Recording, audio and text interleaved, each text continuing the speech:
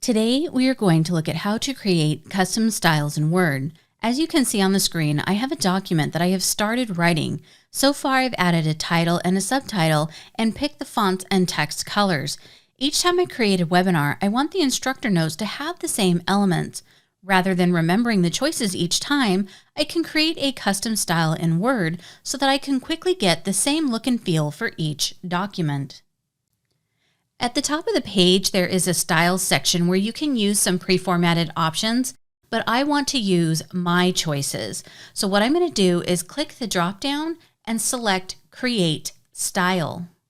You'll get a floating dialog box in the middle of your screen where you can give the style a name. So I'm going to call this Webinar Title. Next, I will click Modify so I can change some of the properties associated with this custom style. The style type is based on the title, and under the formatting section, you can see that my choices were picked up for the font as well as the font color.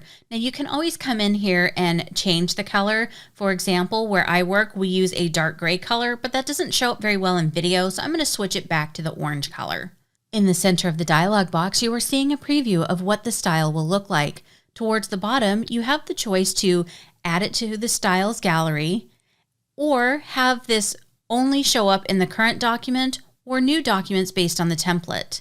For this demonstration, I'm fine with it being just in this document. If we go back up to the style section at the top of the page, you can see the new style for webinar. If I type in some new information on the screen, I can then select it and apply the custom style that I created. Now I'm going to create a second style by highlighting the subtitle, right-clicking, and then here in the floating box, you can see the Styles section and create a style. Just like before, I will give it a name, and this time it's Webinar Subtitle, and then I will click on Modify. The style is based on the default Word normal text. All I did was choose the font size, and stick with an automatic color. Here I see the preview. It's fine. I'm going to click OK. Now I have my two custom styles mixed in with the regular Microsoft styles that I can use in the rest of my document.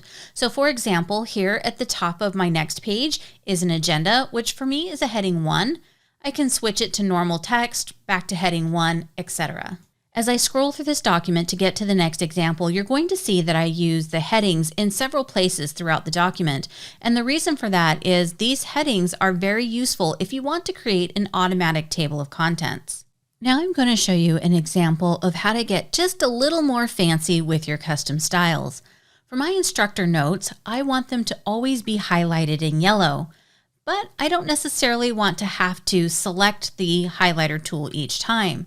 So I can go back to Styles and create a custom style. This time I'm going to call it Instructor Notes. Then when we click on Modify, I will make an adjustment to the style type and select Character instead of Paragraph and Character. Now I'm going to go down to the Formatting section and choose the Border option.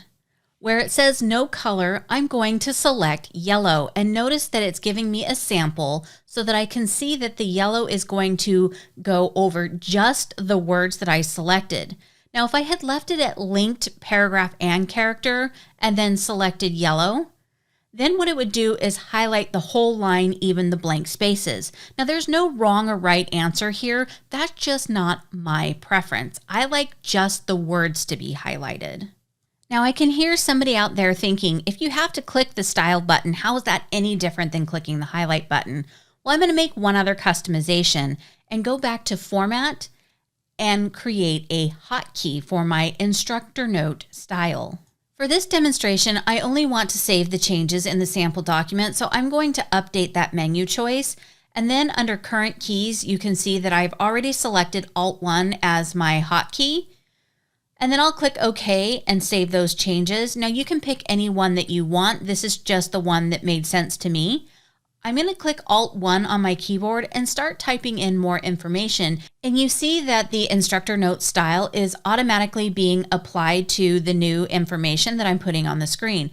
Now I clicked enter on my keyboard twice. It takes the style away and I can keep going without constantly having to use my mouse to select new styles. Now let's say you decided that you don't like this instructor note style and you want to get rid of it from your document. The way you would do that is go to the Styles section from the Home ribbon in Word, and there's a little tiny pop-out arrow right underneath the box. When you click on that, a Styles dialog box pulls up in the center of the screen. Select Instructor Notes, click the drop-down, and say Delete Instructor Notes. It's important to note that you can only delete custom styles. If you try to delete a standard Microsoft style, it will remove it from the Style section, but the style itself will still exist. I hope this video was helpful, and I'll see you in the next one.